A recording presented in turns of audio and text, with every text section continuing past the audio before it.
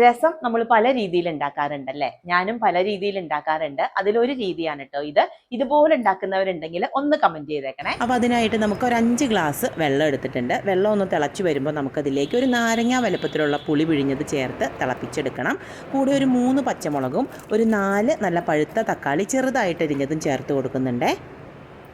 കൂടെ ഒരു 3/4 സ്പൂൺ മഞ്ഞൾപ്പൊടി കൂടെ ചേർത്ത് ആ തക്കാളിയൊക്കെ ഒന്ന് ഉടഞ്ഞു വരുന്ന പരുവത്തിന് ഒന്ന് വേവിച്ചെടുക്കാം.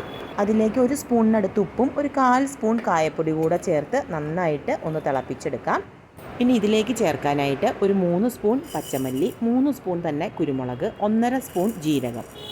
ഒന്ന് മൂത്ത് വരുമ്പോൾ നമുക്കിതിലേക്ക് ഒരു 3-4 ഉണക്കമുളകും കൂടെ ചേർത്ത് നന്നായിട്ട് വറുത്തെടുക്കണം. ഒരു 1/4 ഗ്ലാസ് വെള്ളം കൂടെ ഒഴിച്ചു കൊടുത്ത് നല്ല പേസ്റ്റാക്കി അരച്ച ശേഷം നമ്മുടെ രസത്തിലേക്ക് ചേർത്ത് തിളപ്പിച്ചെടുക്കാം.